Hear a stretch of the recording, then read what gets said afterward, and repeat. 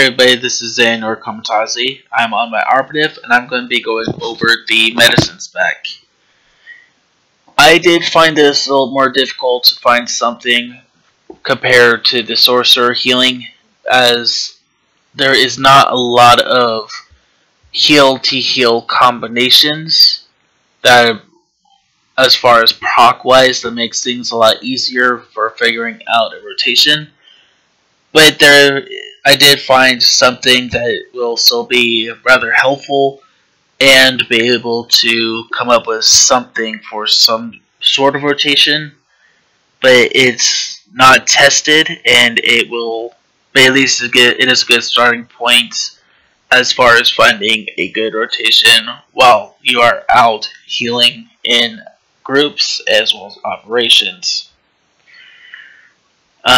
Basically, there is no set rotation for healing in this for this class for healing.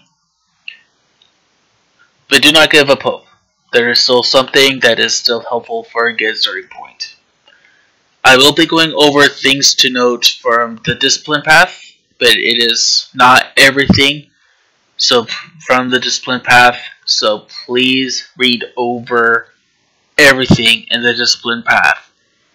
It will give you a far better understanding of the class for the role and potentially come up with a better rotation than what I have. Hopefully. I will be going over my utility points here in just a second. I do recommend that you go over everything in the utility points. That way you are able to find a better spec than what I have that will match your playstyle. And of course I'll be going over the rotation. Yay, I'm going over that rotation. And I will be going over player tips at the end of the video as well under the legacy here. And I'll switch over to character perks as a starting point at that part of the video. So let's get started. Starting off with the utility points. Under Skillful here, I have Nanotech Suit, which reduces all area of effect damage taken by 30%. I also have Chem Resistant Inlays, which increases damage reduction by 5%. Under Masterful, I have Med Shield, which your shield probe heals you for 5% of your maximum health when it collapses. I have Endorphin Rush, where Adrenaline Probe will also immediately restore 15% additional energy. This will help with the energy control. I have Fortified Kolto, where while your Kolto probe is active on yourself, your damage reduction is increased by 3% per stack, so a total of 6%. If you want, you are also... Oh, I have all three there. So under Heroic, I have Cunning Competencies, where Countermeasures purges all movement impairing effects when activated. And in addition, when Sleep Dart wears off, the target is struck by sedatives, reducing all damage dealt by 50% for the next 10 seconds. Now under this, you could also use Escape Plan, where the cooldown of Escape will be reduced by 30 seconds, Shield Probe by 5 seconds, and Infiltrate by 1 minute. You could also use Imperial Tactics, or Sever Tendon will grant a tactical advantage. Of course, that tactical advantage is useful for a couple different heals that requires a tactical advantage in order to use it. Under Legendary, honestly, you could use just about any of the 6 here. I recommend using any of the 5 that's anywhere from Circumvention all the way to Blow for Blow. I do not recommend mobile strategies, but you can use it if that is something that you want to use. I will not read over that one. What I personally use is augmented shields, where it increases the amount of damage absorbed by a shield probe by 30%. I also use blow for blow, where activating evasion will return 150% of direct single target tech and force damage taken back to the attacker while evasion is active. Of course, as I mentioned, you can use 3 of the others, such as revitalizers, where stim boost will also grant the revitalizers restoring 5% of total health every 3 seconds, and reducing damage received by 20% for the duration. You can also use circumvention, which reduces the cooldown of Hollow Traverse by 10 seconds, and allows it to be used while immobilized.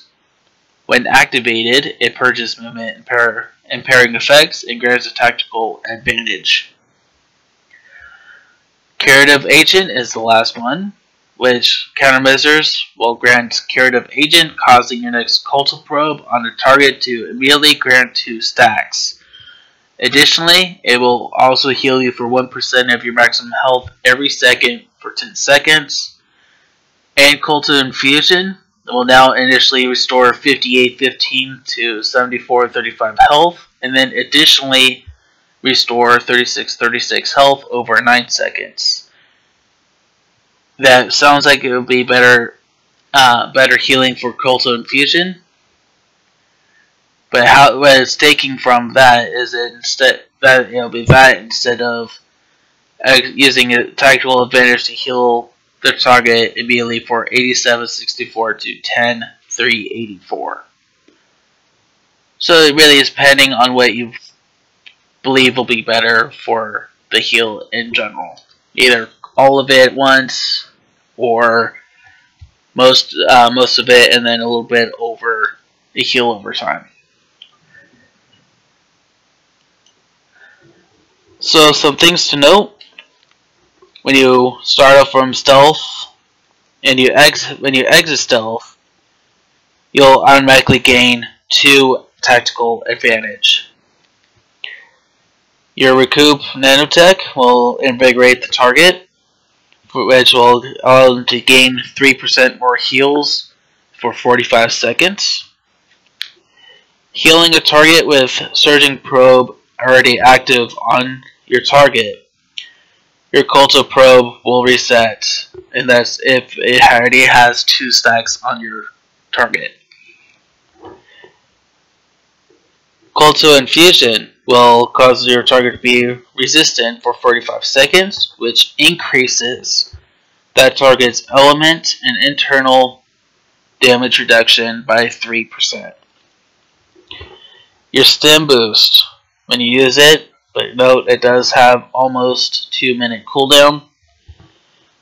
Your Stim Boost will cause either your Cultal Infusion or your Cultal Injection, which is your choice there, to be an instant cast.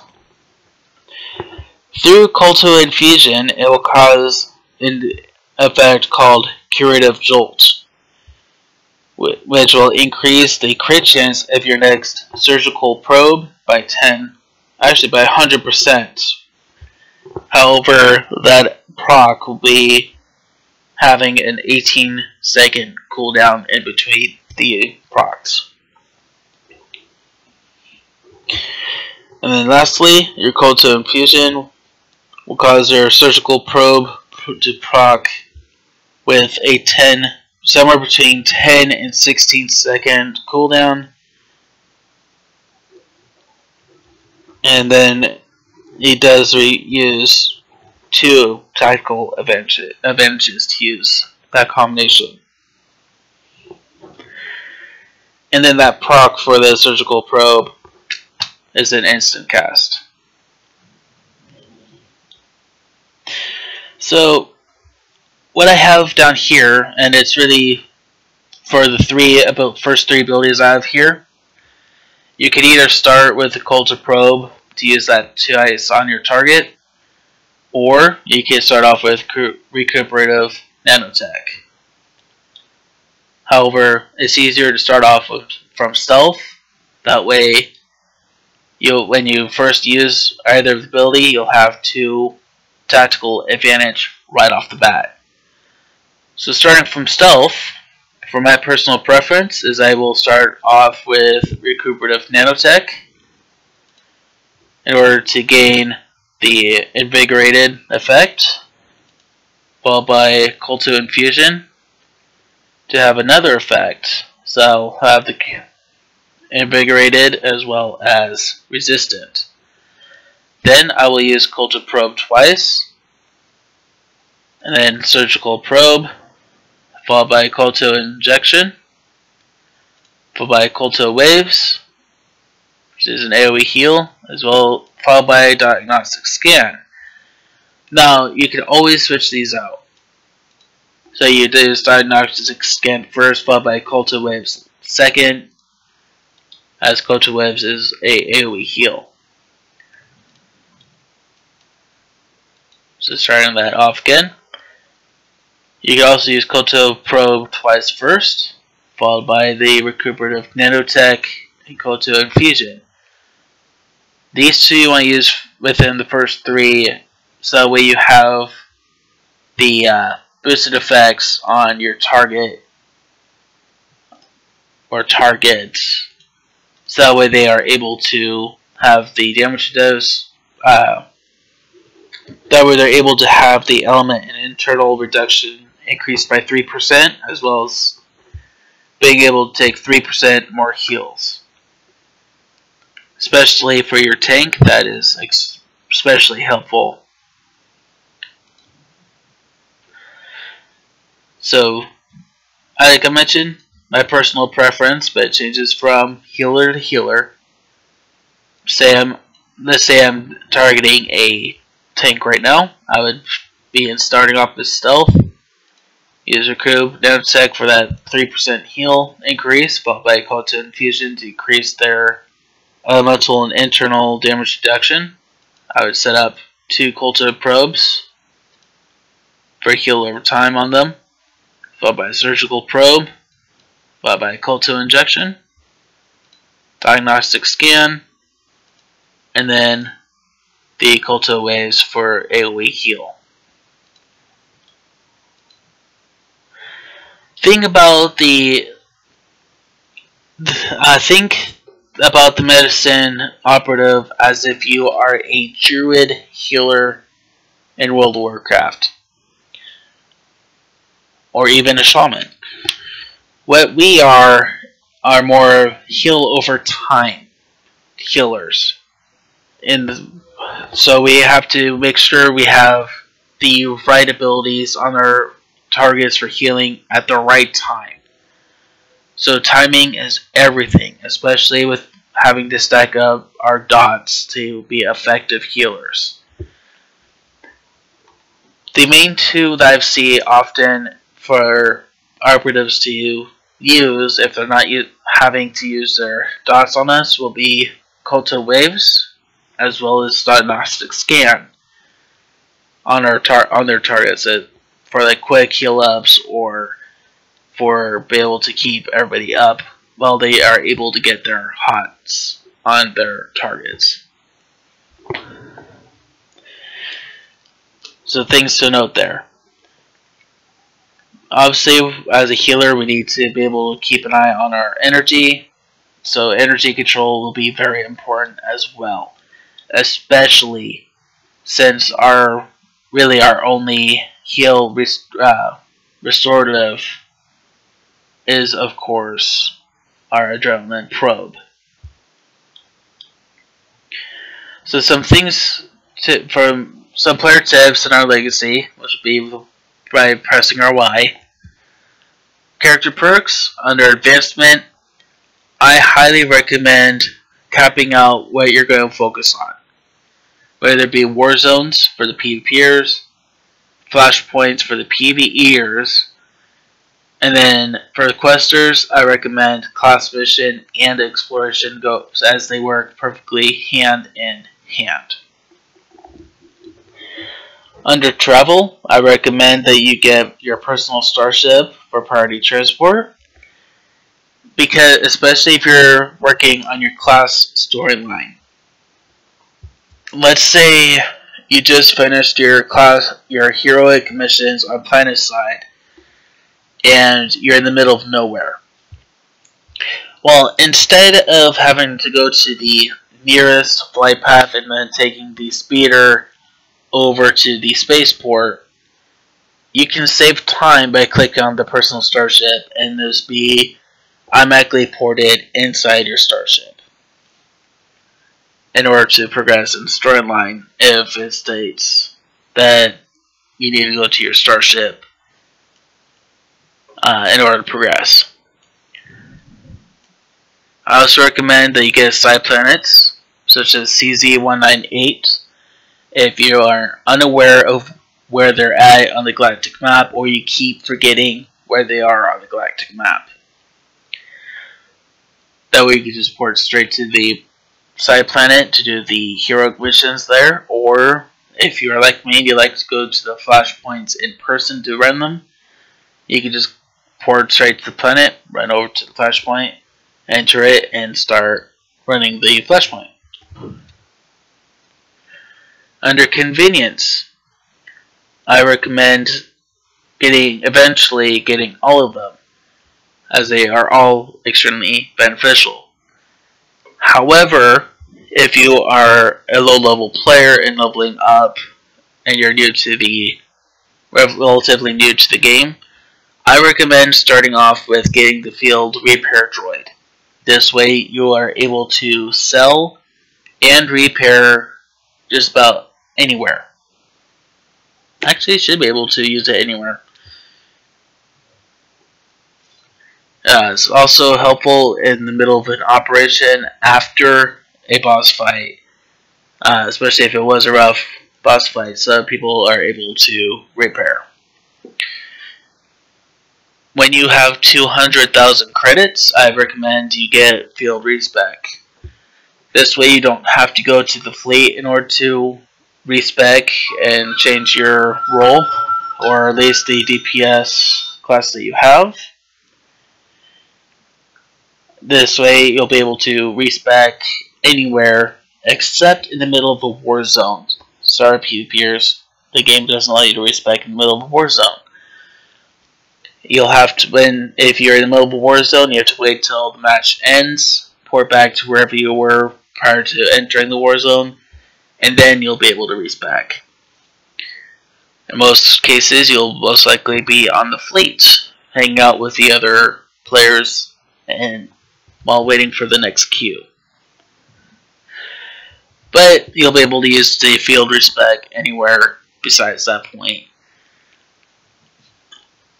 It is, let's say you are in lethality spec, and your healer decides to drop group in the middle of that flashpoint. You'll be able to use the field respec in order to switch into the medicine role and be able to heal for the group and or to progress, and people are at least happier, if not everybody's happy. Same thing with the tank, who happens to have their tank gear on them, and they have the PS gear equipped, and they've been running DPS. Let's say the tank drops group, then you'll be able to. That tank will be able to equip that gear, their tank gear, respec into the tank role, and keep the group moving through the flashpoint. For companion, I recommend that you get Legacy of Altruism, where that way you're able to get maximum influence gained towards your companion from companion gifts. It's 10% per level, however that's 10% from the basic, then 10% from the first gain, then 10% from the second gain. Not just straight up 30% from the base. Same thing for Legacy of Promptness. I recommend maxing that out, which reduces the time it takes to get a gift to your companions, which is 20% per level, which again is not 60% for the base. It's 10% reduction from the base, followed by 20% from the first, 20% from the second. But to give you numbers, it'll take, when you max it out, it'll be from the 3 seconds per gift to give to your companion down to roughly 1.6 seconds per gift to give to your companion. Under global unlocks and other, I recommend having at least one character temporarily maxing out the light alignment. This way you are able to get the Unity ability for all your characters. What is the Unity ability? For those, if this is your first video, I'll explain it. For those who have been watching all my videos, I apologize for repeating this many times. The Unity ability requires your companion to be out with you in order to use it. That's the downside. However, the Unity ability will give both you and your companion to take 50% of the damage for 15 seconds. The Unity ability gives you a 50% damage reduction, which is very beneficial for that 15 seconds if you're in a rough spot. Now for convenience, Legacy Fleet Pass is the first one I recommend maxing out. That gives your Fleet Pass to have 0 cooldown. I've also recommend maxing out Legacy Travel, where your quick travel to have no cooldown. And then improved priority transport for personal starship, I recommend maxing that out if you plan on getting the personal starship on all your characters. So that way that too will have no cooldown. In which with all 3 of them maxed out, you'll be able to port around all day, and those who are grouped up with you and they do have cooldowns, you will look like an elite pro because they will struggle to keep up with you, and you will be leveling up a lot quicker than they will be. For next, I recommend they get tactical markers. Let's say you're going to be the leader of the operation or for the flashpoint. Tactical markers will allow you to mark out where you want each of the roles. And this will be helpful for a visual for those who do not understand what you're trying to tell them where to move to. And theoretically, this will allow that next boss fight to run a lot smoother instead of being utter chaos. Next, I recommend getting improved mounting. This allows you to mount while moving. I personally find this addicting and very helpful. That way you do not have to stop, mount, and then start moving again, which takes almost 2 seconds, and in which you'll just be able to keep moving straight the whole time. Anyway, that's all I have for you guys. Oh, ship unlocks. You do not have to have any of the ship unlocks. However, I am on my starship, as you can most likely guess, and in which I personally like to be able to use training dummies in private. So if you're like me and you like to be in private for training dummies instead of having to use the ones on the fleet, or if you just can't find the ones on the fleet and people are not being helpful as far as showing you where they are, you can unlock them for your ship, for operations training dummy, as well as Warzone, and you'll be able to have them available on all your ships. Anyway, that's all I have for you guys, and I wish you guys the best of luck, truly, with the medicine operative. I hope you guys have fun, and I hope this was very helpful for you guys. Best of luck, and welcome to being a healer for Operative.